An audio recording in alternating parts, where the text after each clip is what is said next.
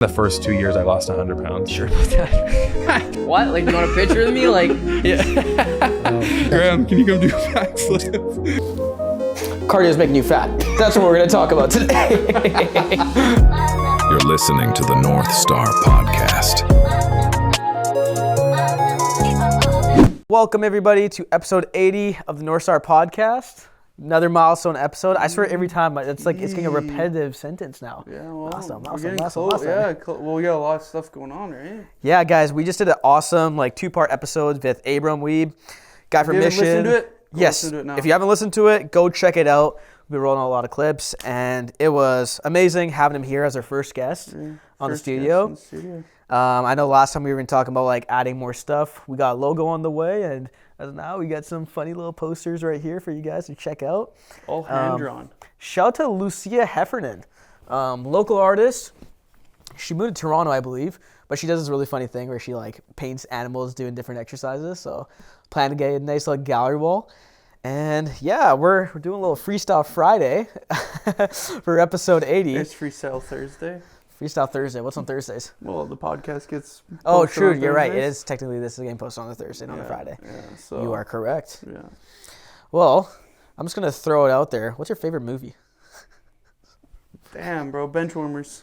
Never watched it. What's it What? about? I might. Let me search it up. Classic, Benchwarmers. man. The Benchwarmers. I used to watch that. I've seen that movie probably 40 times, 50 times. Well, you said really quick, so. No joke. Probably so many times. Is it with? Oh, I've watched Benchwarmers. Oh, yeah. It's a Classic, Yeah. man. Oh, six. Classic. It's a classic. 40 times, you said? Oh yeah, dude. Over the years, for sure. It's like a cover movie, right? Well, You watch it with- it's just one of those how many baseball trips and all that Yep. stuff and Nostalgic. Does you Yeah. back, makes you feel warm. yeah, That's awesome. every on my portable DVD player. Yeah. I I remember those. Yeah, on road trips. Yeah. Or on the bus or all this stuff, man. It's wild. Speaking of old tech, were you ever a gamer growing up? Play with the old Game Boys or Nintendos or? Yeah, my first was I actually have me. a picture of me, man, with a Game Boy Advance for Christmas. Was it gray or purple? Do you remember? Gray, and it was I had a it was one purple. of those, it was about that big. Yep, Yeah. yep. And then I had the flip one, Mm-hmm. and then Like the DS? Or is I that had the the Game Boy? DS, but I had the flip Game Boy Advance. So Okay, it was yeah. Game Boy, or it was Game Boy Advance, and it was Game Boy SP or whatever. It was the flip one, and then there was the DS, then the one with the I don't know, bro, man. Yeah. There's so many different ones, but Yeah. Anyways, Yeah. this episode was going to be talking about money. That was the original plot? Yeah, so we're going to do that, but Okay. I'm glad. Actually, do you want to first? I should be nice and ask you the same question. What's your favorite movie before we get started? Honestly, there's a favorite movie, story-wise, Interstellar. Interstellar Okay. always... What's that one? I always forget the title. This one used to make me cry when I was a kid. It was the one with the golden retriever, and there was an old dude, and Air Bud? Not Air Bud. I loved Air Bud. No, there was another one. I cannot remember the name for the love of it. But it was basically old man as he loses golden retriever, or he leaves a golden retriever at this train spot, and the golden retriever just stays there waiting for the owner. And then something happens. The owner passes away a very bad way, and then the owner. It's a sad movie, but it's I don't know. It was that's one of my heart-feeling movies. And besides that, love Dark Knight. That's number 2. And yeah, and then comedies wise, I love Scary Movie. Those are my favorite. There's a new one coming out. Isn't there one that already came out? It's coming out in June, I think. Coming out next month. I thought it already came out. The trailer came out, but I'm pretty sure the movie isn't out yet. Oh, If okay. it is, I'm watching it as soon as it comes out. But that's one of my favorites. Harold and Kumar, love them. Harold and Have you watched Harold and Kumar? Guantanamo Yeah, Bay. but dude, I haven't seen it in so long. Yeah. That was actually here when this was the OG theater room, and the boys after school go play ball, come back, eat some food, and we would literally just watch that movie with the boys. I've probably watched it with all my friends probably 30, 40 times. Really? Yeah. Dang. That movie we just found it so funny growing up, especially the second one. I haven't watched the third one. I watched, but I didn't like it. It was some Christmas theme one, but yeah. But money. Let's talk about some money, bro. Yeah. Investments. Investments. When you invest in anything that you want to share publicly? Yeah, there's one investment I have, but I've had a little bit of insider on it. We're talking about investments, not like the gym, right? We're talking about like a stock, or are you talking about like crypto or some other sort of thing? A little bit of crypto, a little bit of, money, TFSA. Nice. You know, I actually heard this clip the other day, and I think this is going to be kind of cool for people to kind of get on and understand. It's like, it was if you save, I don't know what it was, like $27 and something cents a day. A day, okay. You would save $10,000 in the year. Nice. That's good because I usually save $27 a day not going out for food.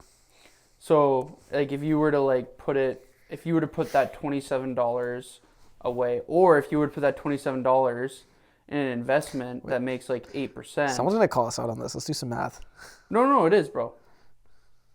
Like 27. Yeah, 9,855. Yeah, something like 27 something. Yeah. And it was like, I was like, saw the clip. I'm like, oh, that's interesting. Pre-tax. But then you think of it. I was thinking about, okay, if you're saving that, like, say you're putting that away, right? Okay. There's other ways you could do it where you could just do, you put a lump sum each month. Yeah, rather than $27 a day, a certain amount of money.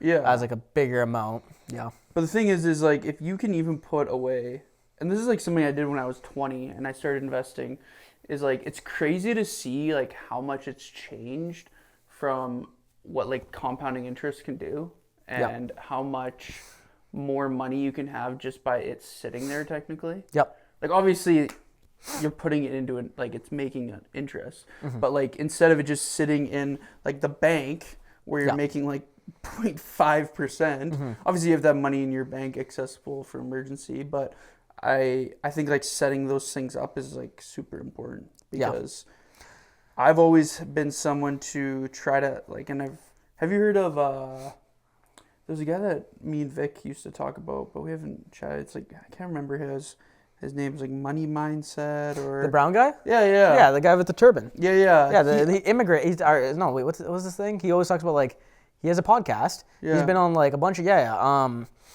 what the hell was it called? Yeah, Money Mindset. It's his name's like Jazzcorn or something. Yeah. Let me pull this up. Me and Vic actually used to talk about him a lot and listen to a lot of his stuff, but a lot, like, something that really stood out to me was, every like twice a month, putting in a lump sum no matter what's happening in the market. Because by doing that, talking about the brown guy. Oh wait.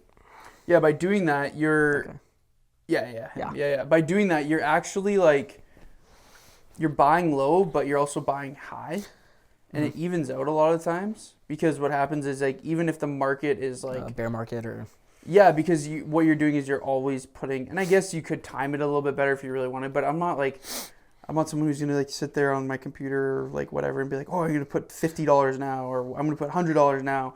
So what I found is, like, by doing it, like, coming out of your account every 2 weeks or twice a month, is you're always buying, or buying low or buying high, but it's all gonna like keep compounding. Yeah, as long as you're letting it sit and compound and not actually taking it out. Yeah, because at the end of the day, man, it's like, it's crazy if you take like, if no one's ever done this, take like a compounding calculator, it's called. Yep. And anywhere on the internet. You can start with like $0, or you can start $10,000. Yep. And then you can say how much money you're putting away per month, and if you make like 7% on it, let's say, it'll tell you how much it, like, over 20 years. Yep. It's like, dude, you can, and like, it can be a lot more than that too, right? It's just like that's compound, but like, depending on what you're investing in too. Like, you can go to the point where you're putting away, like, let's say, everyone's different, right? They're going to have an amount that they can, but that they can afford to. Yeah, like, even if you start with, like, let's say $1,000 in your account, you can get to a point where, you could have at least a few $100,000. And even too, if you did, like, even if you didn't add money, let's say you just have $10,000 and there's no money you added to that $10,000, you just let it sit there with 7% over 30 years. Yep. Put TFSA and save yourself. Yeah, like, you don't have to keep adding money, but it's going to be better if you do. Yeah. Right? Rather than what is glorified on the internet, like buying the new car and everything. But even with that, like, my personal rule is, like, you ever heard of the 10% rule? Is like, if it's like 10% of your total income, it's like, then it makes sense to buy the car, rather than like if you're spending like 50% of your income up front onto a car. And then like when it comes to like buying and financing and all that stuff, I'm not gonna give advice on that. That's all dependent on the person, case to case. I'm gonna have to find a guest to go talk to you about that. Yeah. Another cool thing, actually, what you mentioned, even I know you talked about like not even like being so on the time of like as if you're really day trading or anything like that. One website I found out that for those younger people who are trying to like get into it and something that you can learn a lot from is this website called Baby Pips. So Baby Pips, way back in COVID time, you know, all these like gurus and these course sellers, I found like they're selling all this stuff, how to invest in stocks, how to invest in crypto, all that stuff, right?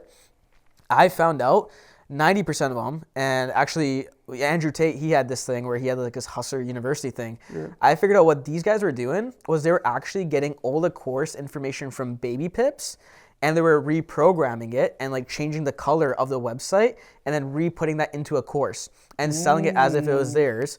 Well, this is, I don't know if you have a disclaimer for this. We don't want them to sue us or anything if they're going to, but. Yeah, disclaimer, we're not disclaimer, financial investment. Yes. People don't, yeah. But like from being inside that, I saw all that stuff with a bunch of different courses. And I talked to like people like back then in COVID, I'd invest into like courses. As, you know, you're younger, you want to make money. Yeah, you're you learning hustle, something, you want to blah, blah, You're not the blah, smartest person. You kind of can trust. You see someone, like you learn, right? You live and you learn. But I found that is one of the best websites to learn anything when it comes to crypto, when it comes to stocks, if it comes to day trading. If you just want to build that skill and learn how to work on building financial freedom, especially because it's one of those things like realistically all you got to do is go work a job, be able to wake up early and spend a little bit of time, whether that's 20 minutes a day, 30 minutes a day, an hour, just to learn about the market. I think being passionate about if you're investing in the stocks,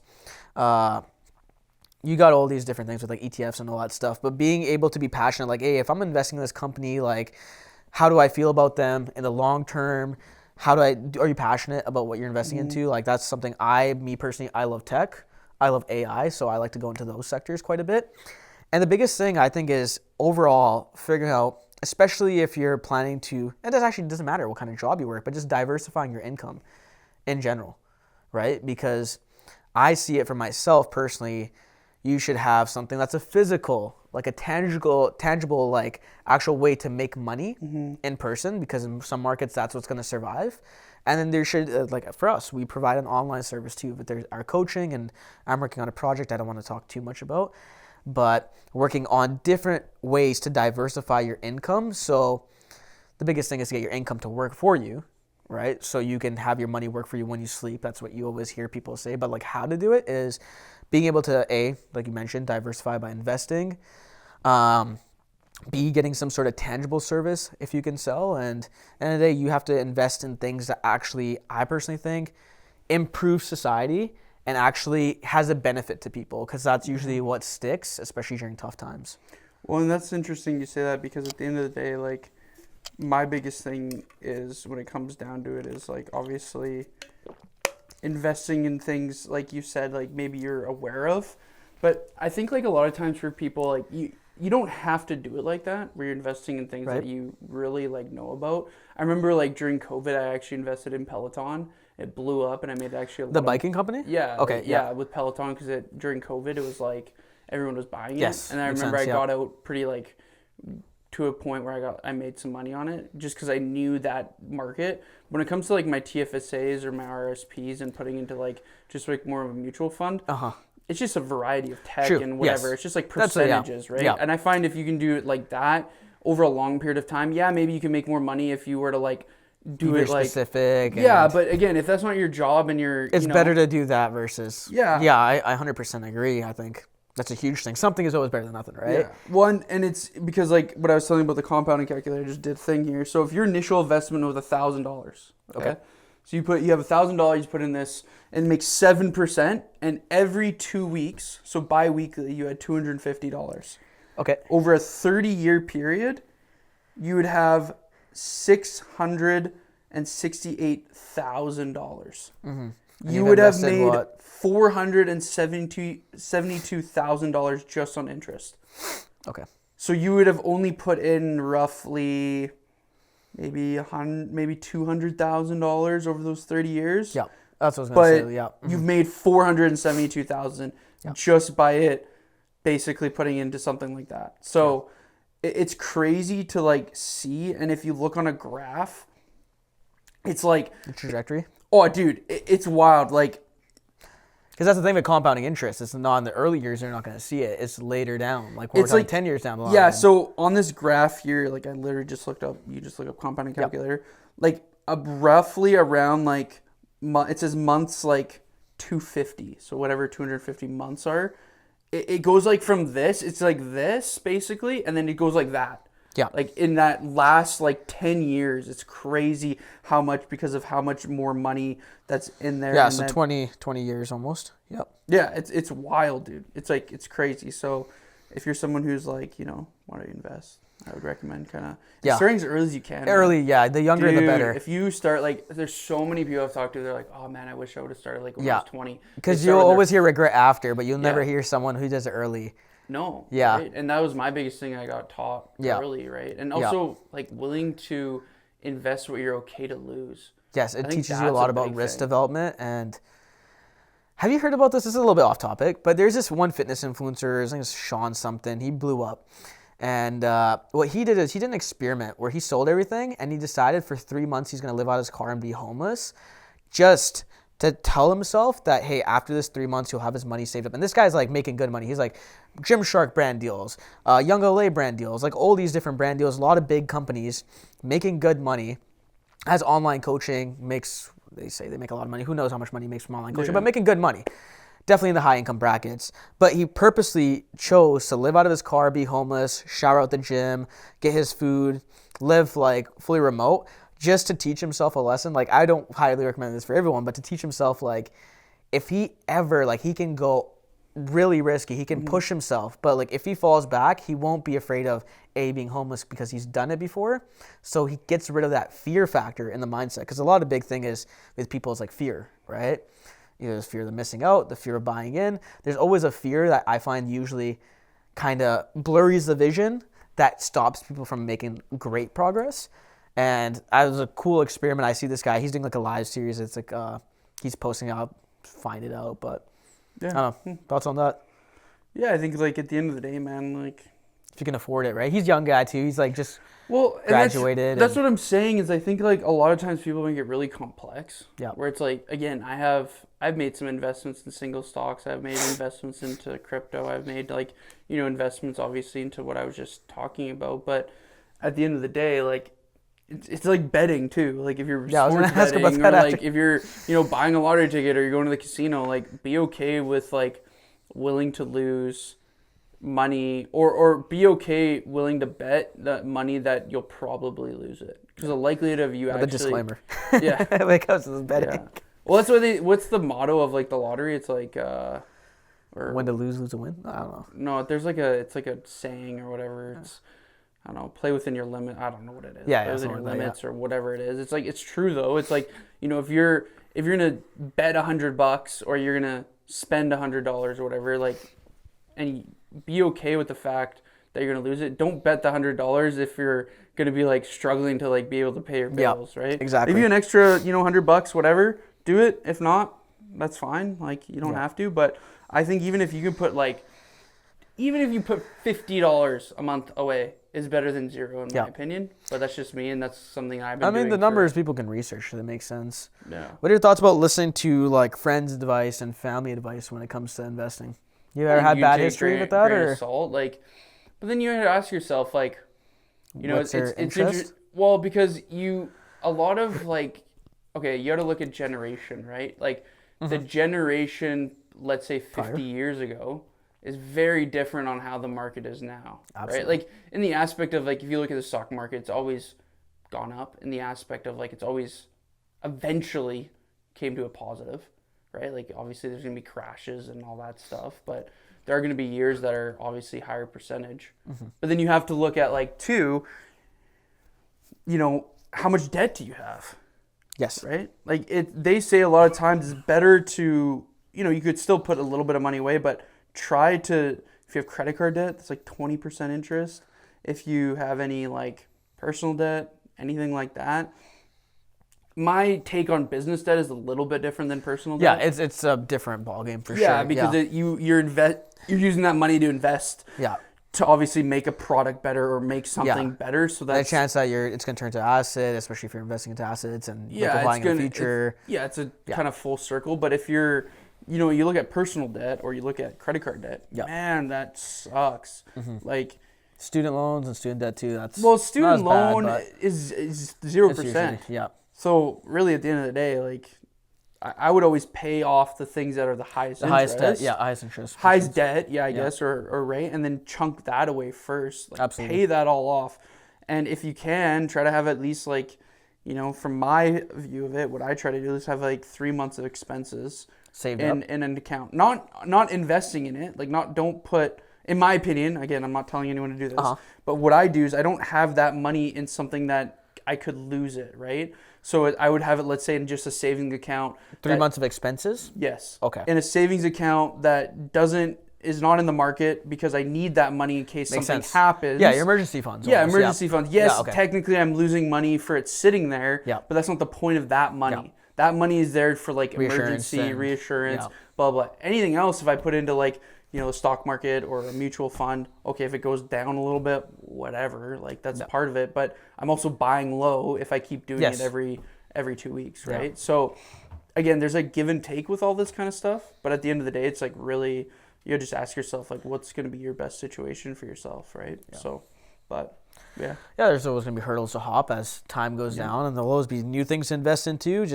I was saying for especially that new hot coming stuff, it's like business ventures and all that stuff. It's like, and we all want to make money, but you got to be careful and take things with a grain of salt, like you mentioned earlier, when it comes to like learning new stuff as well. But stuff that has been proven to work, investing into real estate, investing into a business, investing into stocks, TFSAs, mutual funds.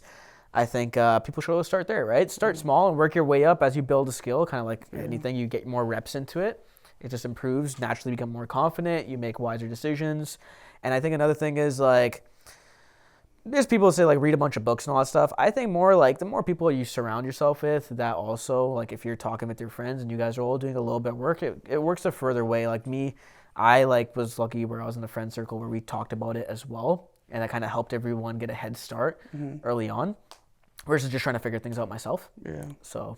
Yeah, I think at the end of the day, man, it's like you got to obviously work within your kind of base. But I think too, at the end of the day too, like when you're looking at, it's easy to talk about this conversation and go deep, but if you're looking at either starting your business or things like that, realize too, like a business or an incorporation gets taxed less too. Yeah. Right. So if a lot of your expenses are through a business, it's going to tax at 11% versus in Canada, man, some people get 40% tax. 50, yeah. Dude, imagine making it like, and that's what a lot of people do. They make $100,000 a year, they get taxed 40%. Yeah.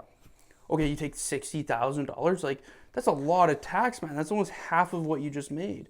So if you can find ways to, get to a point where you have to pay less taxes, and I'm not saying like tax fraud. I'm just saying like stuff. Yeah, I'm just saying it's true though. Businesses get taxed less. That's not like new information. Yep. So if most of your business, you're running a side hustle for the business, if your business to be able is paying for a lot of the expenses through the business, so you can pay less on the taxes. Like unless if you're a sole proprietor, for example, you're technically paying that as like Jeremy or Acom, right? The business is not paying for that. So you're going to get taxed higher because you're now personally paying it and your business is part of that sole proprietorship. So, but yeah, that's pretty much all I have to say about money. I don't know. I thought it was something just different. Yeah. You hear the little, Well, the other funny thing is like, I was talking to my girlfriend about this, but where we booked a trip to Mexico, right? And we're doing some shopping for clothes, and then she was talking about like boy math of like doing stuff. Like I always tell myself like with like small things here and there, it's not like food or anything, but like let's say I'm gonna go get clothes, right? I was gonna get some clothes to go out. I always like to think of like, okay, let's say this thing costs $80. Am I gonna wear it 80 times? Or if this thing costs this much, I'm gonna use it this many times. Is it $1 a use?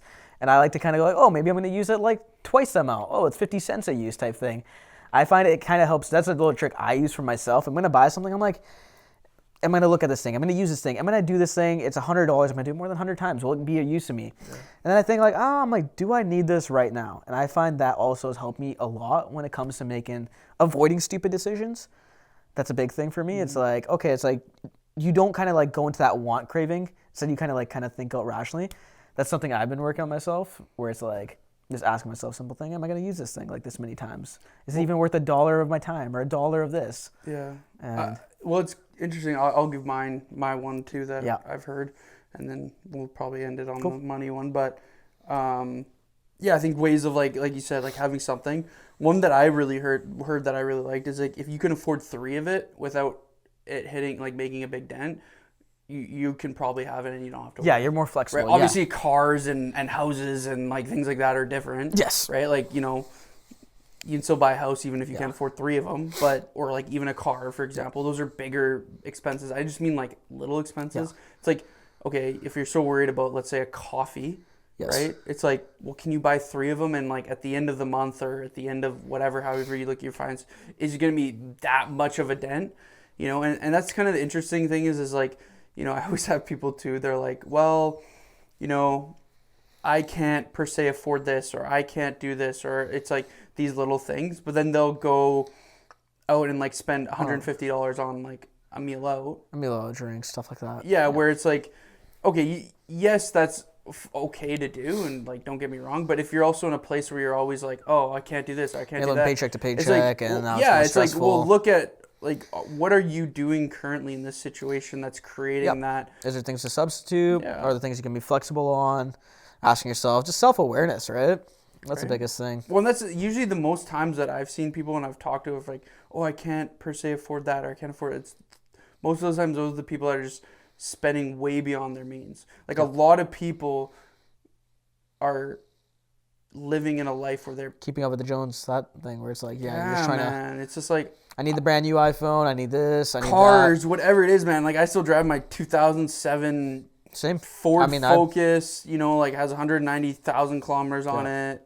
Has cracks in the bumper. Has scratches on the whatever. Like I'm just like I don't care, man. Like I don't. Could I go buy a new car? Of course I could buy a new car. I could get a new car tomorrow if I wanted to. But do I need one? Yeah. Like, right? And then kind of balancing and understanding it about yourself, right? And I think having like somewhat of a long-term vision, I know like it's hard to like plan 5 years or 10 years down the line, but thinking like 4 months down the line, 3 months, right? Stuff that's a little bit more tangible. Like thinking like, hey, what if I do this with my time, right? I think it's just one of those things, awareness, having time to sit down with yourself without other people interfering and chattering, but sit down with yourself and really kind of think. I personally just journal on it every once in a while, meditate on it, just to make sure my head's clear. I'm like, okay, I wanted this to go this far later down the line. How much of my time, money do I have to spend here? It keeps you grounded, so for the most part. You good with ending it there? I think we should end it right there. Sweet. Yeah. So it was 80, right? Yeah, 80. 80. Thanks. Yeah, man. The Freestyle Another Thursday? milestone. Yeah. So, but yeah, thanks everyone for listening to episode 80 of the Northstar Podcast, where we just talk about random shit today. We'll we got episode 81 coming up, and then we'll see you guys in the next one. Peace. Peace.